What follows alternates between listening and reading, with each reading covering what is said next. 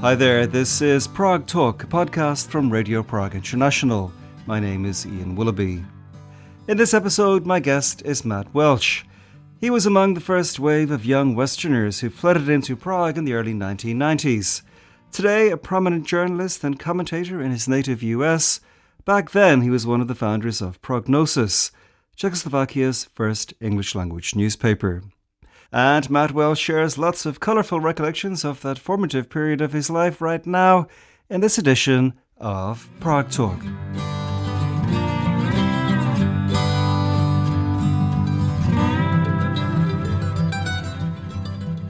What brought you to Prague in the first place in 1990? So I had a job that was going to end in June of 1990, and I knew that. I'd been kicked out of school, but I was still working in a professional capacity at the school newspaper and making some money. But that contract was up in June of 1990, and I knew that it was happening then, and I didn't really have any good prospects for my life going forward. So I had dedicated the Thanksgiving and Christmas break of 1989 to be the time that I would sort of sit and cogitate and imagine my future. And I was at my dad's house, Long Beach, California, and we had on CNN. And let's see what was happening in late November and early December of 1989 on CNN. Well, communism was collapsing. And in the case of Czechoslovakia, it was being led by people my age. And they did it in a non-violent way and partly, for the noble cause of wanting to listen to rock music. And I thought, hey, maybe I'll take a one-way ticket and end up there. So I made the decision then basically to do that and flew out on July 4th of 1990 to Paris and tootled around Europe and backpacked and did all that. And I was in Prague by the end of August. And you're one of the founders of the newspaper Prognosis, which I guess was the first English language paper in Prague. What was the idea behind Prognosis? A bunch of us who had been at the UC Santa Barbara Daily Nexus, which then was a really great college newspaper, one of the best. Back when we were at that paper, we were always talking and fantasizing about, let's launch a newspaper or let's buy the Galita Sun or something and take it over. So there was always that. And a bunch of us were sort of free floating. The class of 90 people didn't really have an idea of what to do. And there was a recession back home that was hitting newspapers. It was the first time that the newspaper industry really started to take a hit. It's been taking a hit ever since.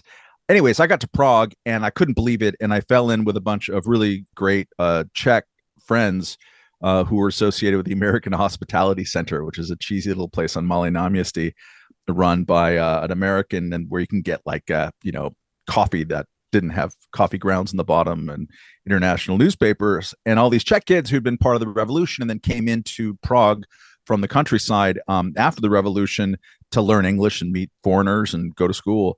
They became my friends. So I sent postcards to basically everybody I know saying, my God, come here. I couldn't believe how beautiful Prague was, obviously how cheap it was too, and exciting. And so around early November, a couple of different sort of tranches of friends who were traveling from Santa Barbara all arrived kind of at once. And I had been down on a side trip to Yugoslavia and came back up. And there were notices in Poste Restante. That's how we communicated with one another because we didn't have cell phones or internet back then, or bulletin boards at the American Hospitality Center saying, oh my God, we're in town. Oh my God, we're in town. And so we all finally gathered and decided to go to the U Medvídku pub, which is still there from what I understand, the STB pub around the corner. And all the American Hospitality Center Czechs and all the Santa Barbara Americans all gathered and had 75,000 beers and said, hey, why don't we start a newspaper here? We don't know what's going on, and feels like people would want to know what's going on. And Czechs didn't really have, there has a great literary and newspaper tradition. Lidové noviny was great, and Respekt was, the newspaper of the year internationally, I think in 1990 or 91. But there's just that those traditions weren't really done. And so we made some collect calls to our parents and asked if they would invest some money into it. And by the end of the evening on November 7th of 1990, we had decided to start a newspaper. And was it hard to get it up and running? I mean, say, in terms of technology, was the technology a bit behind the West here? Well, sure. Desktop publishing had just kind of started a year or two before, and we'd had experience with that, thankfully. At the newspaper, my job had been as a typesetter. I ran the Unisetter, but then we switched from the old kind of analog system to a more digital system. And between all of us from America, we had skills at most everything involving putting a newspaper together. So what we did is we would print it out on a printer and then use rubber cement because we couldn't find the right wax to put it on these sort of flats. And then we'd drive these cardboard flats like you would in America to the, in this case, to the Naše Vojsko printer, our army, which, my God, you'd walk in there. There's all these like babičkas and old guys sitting around kind of glumly working at the army printer with just 5 trillion super pornographic images all over the walls. I can't stress how like disturbing it was. But no, we just went to the printer. That was the original technological challenge. The rubber cement was kind of hard to work with, but we eventually got a little bit better and got on the wax. The hardest part from my memory, and it felt like it went forever, but it only took really 4 months from idea to the first issue, was just getting all the permits, because there was still, the new stuff hadn't been built to create the old stuff. And so you needed a stamp. You always needed a stamp from somebody. So the Ministry of Finance and probably the Ministry of Tourism and this and that, everyone had to bring their stamp into it. And at some point, I'm sure we paid a guy a bottle of Bekarovka or something to get the last stamp. So it took a while. It was bureaucracy, but in, looking back 4 months, especially in the way that Prague worked back then, it was a miracle that it went so fast. How did Czechs view Prognosis? I'm thinking of politicians or officials or even local journalists. How did they respond to you? You must have been young, hippie-ish, didn't speak Czech, I presume. Well, we did and we didn't, because I didn't. Although some of our founders or early members ended up being so good that they ended up being translators and people who are of importance. And we also attracted people like Alex Zucker, who's a great translator. So we had Czech, not all of us did. We were greeted, especially since our newspaper was sent to classes to English teachers. And also just in schools, generally speaking, I think Czech, like high schools and stuff, it would go out. And we even had a special page for a while that would go out to it, the news quiz.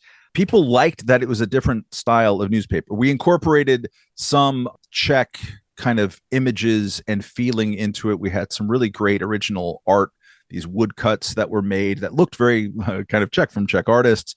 Our photography, we just had these gigantic photographs. We had a terrific early photographer named Mark Mirko, who, I'm looking at one of his works on the wall that in front of me right now, that in retrospect, like, not as artistic as Jan Saudek, but like you could feel like it was sort of inspired by it. So it was a refreshing difference, kind of the way that we would have many, many, many, many sources in a story.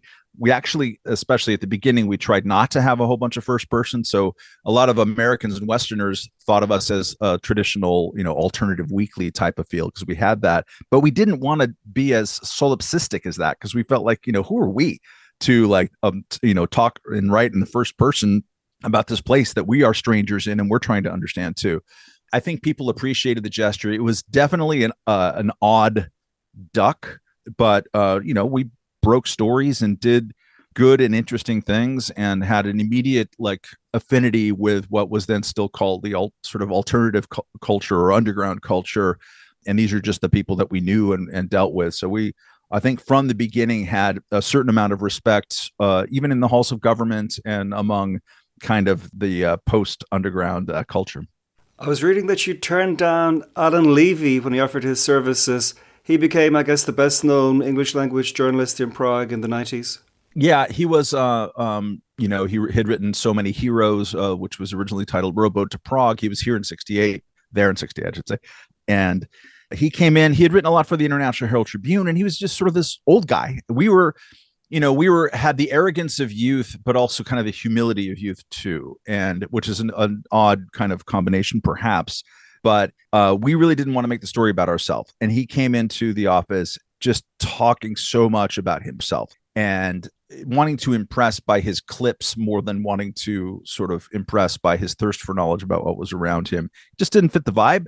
And so we said, no, thank you. Like, this is, when we started, one of the reasons why we had this stupid name Prognosis was that we were determined not to do anything like a traditional newspaper, not a thing. I mean, we of course did many things like a traditional newspaper, but we didn't want, if we're going to create something from scratch, we wanted it to be new. We wanted it to be something like no one has ever encountered before. Yes, that is arrogant, but also I think arguably it led to some artistic successes and just a real lively spirit. He just didn't feel like he was part of that. So he goes off, and then our main business staff at some point peeled off. They were approached by an investor who liked us but thought we were too hippie and weird, which was true. And so he wanted to do something more normal, and he met with our former business staff, and they announced that they were going to start the Prague Post, and then they brought Alan Levy as editor. And Alan, I give him a lot of credit. People like to point and laugh. His first column for Prague Post is very notorious. Prague is the left bank of the 90s. It is a second chance city. He just was trying out every slogan, but a lot of them stuck, at least in the perennial or every single day, actually, articles about young Americans in Prague or how Prague is this new capital of Bohemia. They would always quote the Alan Levy initial article. So he was silly at the time that he wrote it, but it sort of became a self-fulfilling prophecy of the people who sort of read stuff that was derived from it. And, So Many Heroes is a fine book, and I have nothing but fondness around it. Evidently, Prognosis never made a profit. Why was that? Because we were run by terrible hippies. My God. Expat newspapers, of which I'm very, very fond, they all almost eventually go out of business. Of course they do. So, our Budapest week started, I think, a week after we did. The Baltic Observer was out there, the Warsaw Voice, all these different papers. We had kind of a loose, not really a network, but we did share some stories. It's a tough dollar. You're a strange hybrid newspaper. We were in the business of covering transition. We did a lot of, we had 2 different cover stories about Abkhazia and the war there. And we had pieces about the Yugoslav war from our, I think, 3rd issue onward. In every single issue, we had correspondence in Sarajevo, did all this very serious kind of work. And at the same time, we're doing a visitor's guide, and this is where you go to see Kafka, and this is this, and it's going to be a hybrid of what people are super interested in knowing, kind of deep thoughts between the tempestuous relationship between Václav Havel and Milan Kundera, these kinds of things, but then also some cheap jokes that a 23-year-old might find funny. So it's a strange hybrid. It's hard to make money in that context, but we lasted for 4 years. That's pretty good. A lot of international media did these stories about Prague, the left bank of the 90s, and it kind of fueled the influx of young Westerners. Were you one of the people who they were speaking to, one of the people they were interviewing about this phenomenon? Oh, God, yeah. And one of the pieces of that was a Details magazine story called Wild Wild East. Was that what it was called? By Henry Copeland, who ended up being my boss in Budapest. And like we affected his career in some way because he went from being a bond trader. That was his first piece of journalism he ever did. And he spent tons of time with us. And I am the lead of the story, like my long hair flapping in the wind and a conservative earring thrown in. I forget what else it was in there. So people had this very romantic notion. When Bill Clinton came to town in January of 1994, we had one of our best issues that I was probably the most proud of. And we even had a little special insert, like a hack's guide to Prague, aimed at the international journalists who were coming in.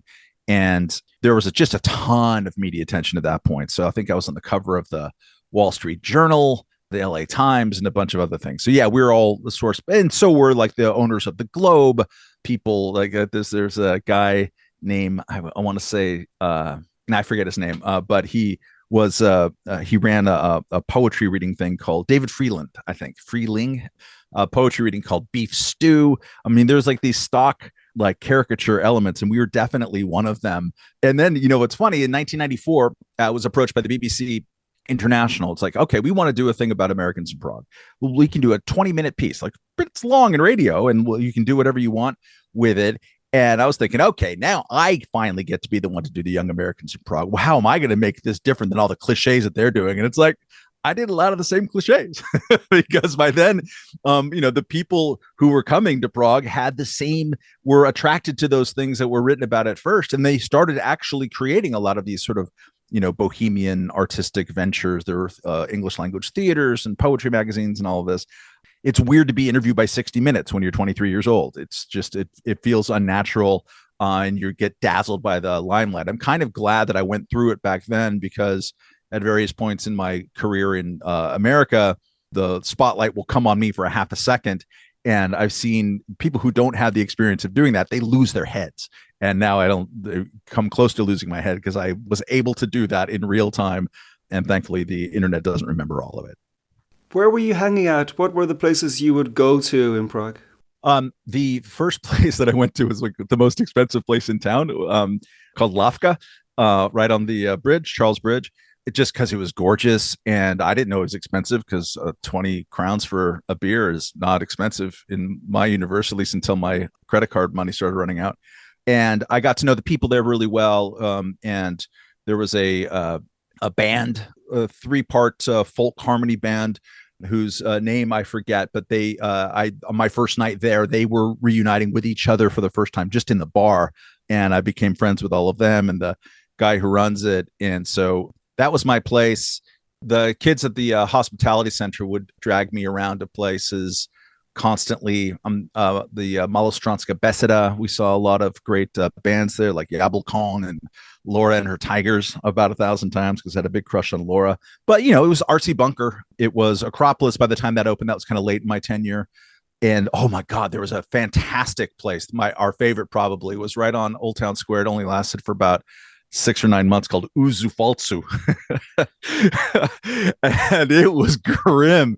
You just go down into a basement and you're just like breathing in raw coal dust. And back then, our friends, including Doug Arlenis, who's still out there doing stuff for Radio Jedna, he would go down to Uzufaltsu and he would spin Jane's Addiction and Public Enemy to ears that were not ready for that. And it was great. Yeah, those were all pretty fun. The Rock Cafe, very good. And then eventually our friends helped kind of open up the Obecny Doom. And so, the drummer in my band, a long time, one of my dearest friends, he's the one who started up Thirsty Dog, which then became immortalized in song by Nick Cave. So, we were kind of everywhere. And on the Charles Bridge, I played in a busking band on Fridays and Saturdays on the Charles Bridge forever. And it was just a delightful place to be. Is it true you had a Nirvana cover band? And if so, please tell us the name of the band. No, thank God. We did have, so actually one of the places that we would hang out the most in the Obecny Doom was what was it called? The Plzeňské Pivnice, with the incredible Alphonse Mucha original fixtures on the walls.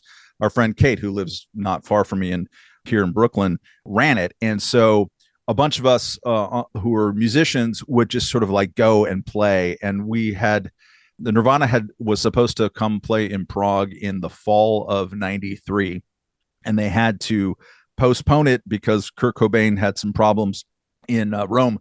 And so we did have a New Year's Eve party called Drink Champagne Like Kurt Cobain.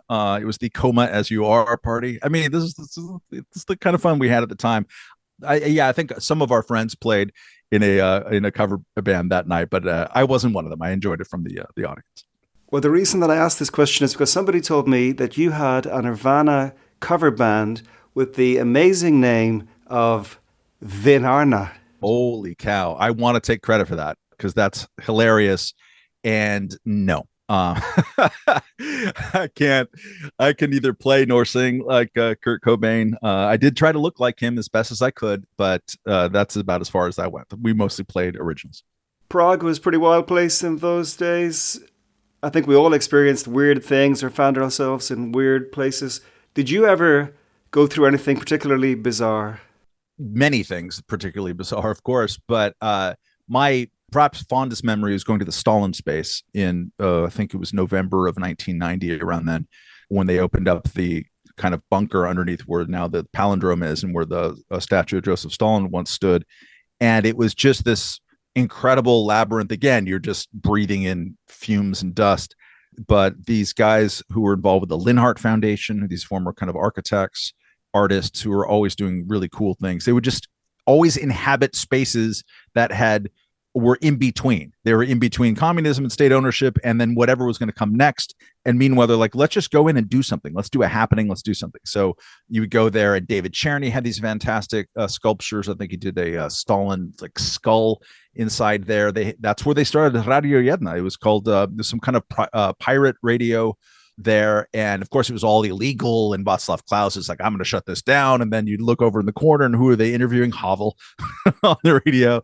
It was just great. Like, stuff like that was happening all the time. One of the last memories I have in Prague, because the last time I was there was for Havel's funeral, which I was fortunate enough to go to, both the very solemn occasion up in St. Vitus and then the great after party at Lucerna. But I was in the warren of the backstages of Lucerna, and the Plastic People were over there, and they invited me in.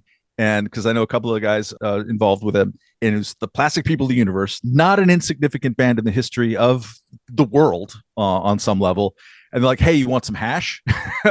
And I remember this is like the dividing line in my adult from young life. Because if I was a young man, I would say, the chance of like smoking some hash with the Plastic People before a Havel funeral concert, like, that is the definition of something I'm going to do. And I was like, nah, I want to remember this. So I'm cool. And also I don't really like smoking hash.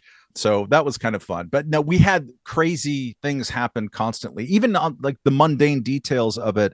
People like to imagine or think that it was all like romantic escapades all the time. It really wasn't. A lot of life was pretty dreary, but like grimly funny. And one of the funniest things was that people were not used to private landlord-tenant relationships. So I was in a dozen different apartments at various times, and so you'd have these guys walk into their homes in like a Speedo at 11:30 at night and like check in on all these drunk Americans and like a bordel and try to kick you out.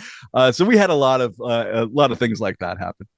Well, you mentioned Havel. Behind you on the wall is a poster of Havel, but you're also well known in the US media as a libertarian. And I'm curious how you square your admiration for Havel with being a libertarian, because his politics were certainly not libertarian. I wouldn't say certainly not. It took me a long time to self-identify as a libertarian, and I only did it kind of grudgingly. When I came back to the country, anytime anyone would ask, I would say I'm a Central European style liberal. I have affinity with Havel or Adam Michnik in Poland, this kind of people who instinctively hate communism, don't think that the state should have a primary role in a whole bunch of areas that it does, and really like toleration and kind of individual freedom and decency. That still speaks to me. His writings on communism can very easily, and even the post-communism, and I think some of his underrated speechcraft and writing in the 90s, especially when he sort of thundered against the remnants of a certain kind of communist thinking in 1997, going after Klaus in particular and some of the corruption. This is some great, like, actually anti-authoritarian, anti-communist leaning. So I don't really see it as conflicting. I find myself in a lot of vigorous agreement with Havel, kind of all the way up until towards the end of his life, when he was expressing a lot of admiration for Hillary Clinton, which I don't necessarily share, but whatever. Everyone, I'm sure I make a thousand mistakes too, not necessarily that this is a mistake. And he had a personal relationship with him. So no, I don't see it as that big of a contrast. And I should also just point out that, if you asked the modal American libertarian, they would look at me and like, oh, he's not one of us. And part of the reason why I'm not one of them is my views that are directly influenced by my time in Central Europe, like collective security arrangements after 1990. This is something that I covered a lot in real time, and I have a very bedrock appreciation for the rights of small, free, independent countries to not be subsumed by their neighbors and not have their fates decided in private. And you are nodding along because you know exactly what I'm talking about, as do Czechs. And so that is definitely something that I feel intrinsically, not necessarily every American libertarian feels the same. I have one more question about 90s Prague. Obviously, in those days, there were many would-be writers around the place, many from your country, but not many of them produced any literature. Why do you think that was? Literature is hard to do. I would point out that Caleb Crane's Necessary Errors is a really great, if not a hugely consequential book. but it describes in a way that just rung so familiar with me that milieu, that early 1990s Prague. It is a terrific book, I think. The people who were there, there's a lot of very good journalists who came out of that period. My dear friend Ken Lane worked both for the Prague Post originally, but then eventually at Prognosis, and helped start we had Prognosis Radio at Radio Edna with him, and Nico Lowry, who's like a huge celebrity, and he's star of a new documentary movie.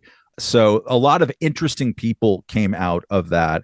Are they exactly writers, exactly journalists, exactly this? Ken Lane is sort of a visionary podcast artist and an interesting guy.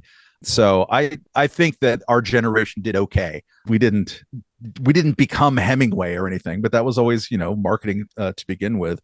And some of the stuff is pretty good. My final question, you mentioned coming in 2011 to Havel's funeral. Have you been back many times since you left, and how have you found it? I've only been back a few times since I left Central Europe, because I lived in Budapest for 3 years. Central Europe in 1997. I think I've been back to Prague only like 2 or 3 times. It's a little bit difficult for me. There's a lot of emotions associated with it. I have a lot of friends, a lot of former friends. The relationships aren't always fantastic. And it's just like, it's a place that looms so large in my life. I can't just like go there for a weekend, So the last time I went was in Havel's funeral. I've probably only been there like 3 or 4 times. And one of the times that I went back, and I think this wasn't during the funeral, it was a time previous to that, but it wouldn't have been that long before.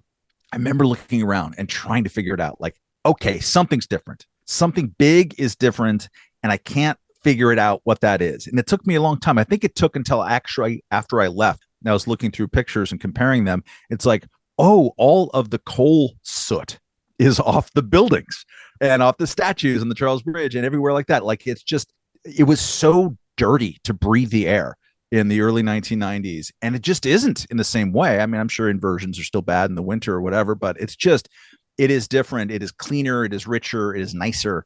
I'm sure there are bad things that I don't know about, but that was really striking. As one of my friends once said, and this is even now 15 years ago, is like, those little girls that you saw with pink hair on the bridge who were teenagers are now like, successful business executives drinking wine, and not just the stuff in Dobra Voda bottles on the side of the road on what's it called? Burchak, the young wine. So like they're all grown up now and doing well. And I love that so much. Can't begin to tell you, because one of the things that people don't realize is, in 1990, 1991, 1992, we didn't know how the story was going to end. There was still a Soviet Union around. There was a lot of uncertainty around about things. And so I'm very glad to see how much better, if still challenging, things are.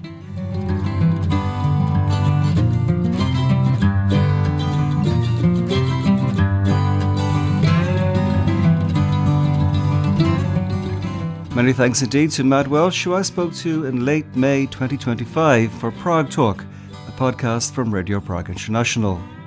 If you enjoyed our conversation and are new to the pod, why not check out some of the scores of earlier editions in the series and subscribe wherever you get podcasts. But for now, from me, Ian Willoughby, thank you so much indeed for listening to Prague Talk, and talk to you again very soon.